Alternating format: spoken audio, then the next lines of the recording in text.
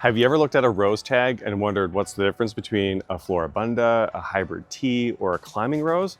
If so, then this video is for you. Roses have been growing for thousands of years and they're shrouded by myth. Some people think they're difficult. Some people think that they need endless spraying or endless maintenance. The reality is that modern roses are much easier to grow than gardeners realize. The secret isn't working harder, it's understanding how they actually grow. Let's start with the first question that every gardener should ask. What type of rose do I actually have?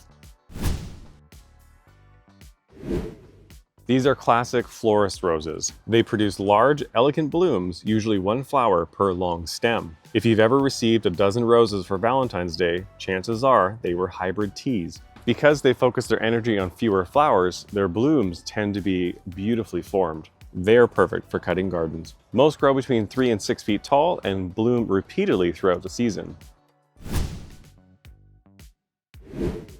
Floribundas are the opposite. Instead of producing one large flower, they produce clusters of blooms. Each individual flower may be slightly smaller, but the plant flowers far more heavily. If your goal is constant color in the landscape, Floribunda roses are the ones you must get. Plus, it's easy for beginner gardeners. Grandiflora combine the best quality of both. They have larger blooms of hybrid teas while producing flowers in clusters like floribundas. They're vigorous growers that can become impressive landscape shrubs. If you want dramatic flowers on a substantial plant, Grandifloras are the right choice. Shrub roses have become one of the most popular roses in the modern garden. They're bred for disease resistance, cold hardiness, and continuous flowering. Instead of perfect exhibition blooms, they produce hundreds of flowers over a long season. Many require very little maintenance compared to traditional roses. This group includes many of today's landscape roses. English roses combine the charm of old garden roses with the repeat blooms of modern roses. They're famous for their incredibly full, cupped blooms and strong fragrances. Many gardeners choose them because they provide that classic cottage look while repeatedly blooming throughout the season. Climbing roses don't actually climb the same way that ivy does. They don't have tendrils or adhesive roots. Instead, they produce very long, flexible canes that need to be tied onto a support. With proper training, these canes can cover fences, walls, pergolas, arches, and trellises. Many gardeners don't realize that training your canes horizontally actually produces significantly more flowers than letting them just go on their own straight up. Miniature roses aren't simply just young roses. They're naturally compact varieties bred to stay small. Many grow only 1 to 2 feet tall and are excellent for containers, patios, and small gardens. Despite their size, they bloom just as abundantly as their relatives. If you're enjoying these gardening secrets, be sure to hit that like and subscribe button for more tips and tricks from us here at Wildwood, where we have an abundance of beautiful roses in stock.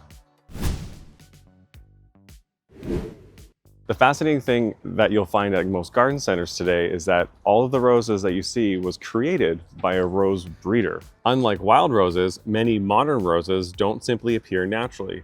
They are the result of years and often decades of careful breeding. A rose breeder starts by selecting 2 parent roses, each with characteristics they would like to combine. One rose might have incredible fragrance, another might have outstanding disease resistance. Perhaps one produces huge flowers, while the other blooms continuously all summer. The goal is to combine the very best traits of both parents to get a stunning showstopper. To do that, breeders carefully transfer pollen from one flower to the other by hand. Once the rose hips mature, the seeds inside are collected and planted. Here's the incredible part, that every single seed is genetically unique. Even though all of these seeds come from the same 2 parent plants, every seedling will grow into a completely different rose. Some may have larger flowers, others may bloom in a completely different color. Most of those seedlings will never become garden roses. In fact, breeders evaluate thousands of seeds just to see which one is exceptionally unique to what they want to grow. You might think that after thousands of rose varieties, breeders would be finished, but breeding has never been more important. Today's breeders just aren't looking for beautiful flowers. They're trying to create roses that are healthier, stronger, and easier for gardeners to grow. Disease resistance has become one of the biggest priorities. Many modern roses are bred to naturally resist problems like black spot and powdery mildew, reducing the need for sprays. Breeders are also selecting for longer bloom periods, stronger fragrances, richer colors, better cold hardiness, improved heat tolerance, and plants that fit today's smaller gardens. Some varieties are bred to stay compact in containers, where other varieties are designed for growth. Now that we know how roses are created, let's look at how they actually grow. To understand rose care, we have to first understand how they grow. Every spring, roses create new shoots from buds formed at their cane. These shoots eventually mature, producing leaves and end in flower buds. After flowering, the plant begins to produce new shoots again. The more healthy foliage a rose has, the more energy it can produce through photosynthesis. That energy is stored in the roots and canes to fuel future blooms. Roses thrive in full sun. Aim for at least 6 hours of direct sunlight every day, although 8 hours is even better. Morning sun is especially valuable because it dries the dew quickly, helping reduce fungal diseases. Roses also prefer fertile, well-draining soil, rich in organic matter. Before planting, mix compost into the soil, which will help drainage and moisture retention. If you're inspired to put some of these rose tips into action, be sure to visit us here right at Wildwood Outdoor Living in-store, where we have a huge selection of roses to choose from. If you can't make it in-store, we have an awesome online store where you can now pre-order our roses for the best selection for next season. Pruning is probably the part of rose care that intimidates most gardeners. Many people worry they'll cut off next year's flowers or even kill the plant. The good news is that roses are surprisingly forgiving. In fact, most modern roses actually grow better with regular pruning. The purpose of pruning isn't simply to make the plant look tidy. You're removing dead, damaged, or diseased wood, improving air circulation, encouraging strong new canes, and directing the plant's energy into producing healthier growth and more flowers. The timing truly depends on your climate, but most gardeners, it's late winter to early spring to help promote new growth for the season. A good rule of thumb is to wait until you see the buds beginning to swell, or the first small leaf buds appear. At this stage, it's easy to tell which canes survive the winter and which canes need to be removed. Pruning too early can expose fresh cuts to severe winter damage, while pruning too late means the plant has already spent valuable energy in producing growth you'll end up removing. Throughout the growing season, you'll also do light maintenance pruning by removing faded flowers, damaged stems, or any diseased growth you notice. Then in autumn, you have to resist the temptation of giving your roses a hard prune. Instead, simply remove any dead wood and shorten extensively long canes to help them from whipping around in winter winds. Save the major pruning for spring. Start every pruning session by disinfecting your shears. You don't want to share the diseases if you've been pruning other things to transfer over to your roses. Next, remove anything that is obviously dead, broken, or diseased. Dead wood is usually brown or black inside when cut, while the healthy canes reveal a creamy white or pale green center.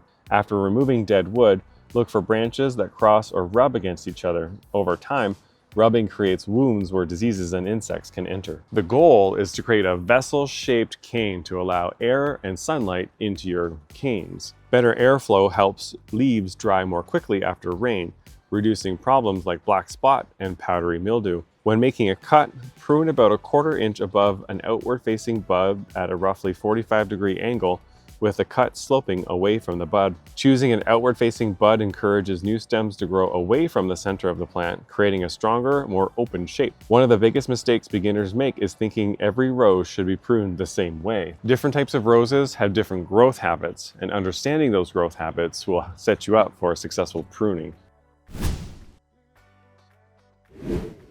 Hybrid tea roses benefit from the hardest pruning. Since they're grown primarily for large, high-quality blooms on long stems, you're encouraging vigorous new shoots every spring. Remove all dead and weak growth first, then reduce the remaining healthy canes by about 1/2 to 2/3, leaving 3 to 5 strong canes on the plant. Each cane should have several healthy, outward-facing buds remaining. This heavy pruning stimulates strong new stems capable of producing those classic exhibition quality flower. Throughout the summer, deadhead spent blooms by finding the first leaf with 5 leaflets and cutting it there. This will encourage more blooms in the season. Floribundas produce clusters of flowers rather than individual blooms. Because of that, they don't require as aggressive of pruning as hybrid teas. Begin by removing dead, damaged, and crossing branches. Then reduce the overall plant by roughly 1/3 to 1/2 while maintaining a balanced shape. The goal isn't to force huge individual flowers, it's to encourage many flowering stems that will produce repeated clusters throughout the season. Deadheading after each flush encourages continuous blooms. Grandiflora combine the growth habit of hybrid teas with the abundant blooms of a floribunda. Prune them somewhere between the two. Remove dead wood, thin crowned growth, and shorten the remaining canes by about 1/3 to 1/2. Because these plants become quite large, it's important to create an open center for good airflow.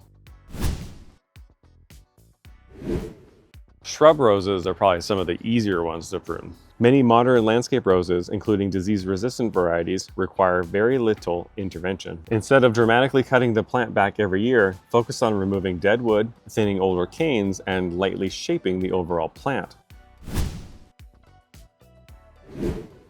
David Austin roses are generally treated like shrub roses. In spring, remove the dead, weak, or crossing stems, then reduce the plant by about 1/3 if you want a larger shrub, or by about 1/2 if you like it more compact, bushier plant. Because many English roses have arching growth, avoid trying to shear them into tight, formal shapes. Their natural form is part of the beauty. Climbing roses are unfortunately where many gardeners make the most mistakes. These long canes are the framework of the plant. If you remove them every spring, you're removing much of the structure that produces flowers. Instead, preserve the main structural cane whenever possible. Focus on pruning the shorter side of shoots growing from those canes, reducing them to about 2 or 3 healthy buds. If an old structural cane becomes unproductive after several years, remove 1 or 2 of the oldest canes at the base to encourage strong new replacements. Miniature roses require the least pruning of all of them. Simply remove dead or damaged growth and lightly shape the plant in early spring. Because they naturally stay compact, there's rarely a need for severe pruning. Regular deadheading will usually do more to encourage continuous flowering than a heavy pruning ever will. Once you understand the type of rose you're growing, everything else just starts to make more sense. With the right variety and a few basic care techniques, they can reward you with beautiful blooms all season long. And we would like to know, what is your favorite type of rose? Be sure to let us know in the comments below which ones you've had successes with, which ones you need a little help with. We'd love to hear from you.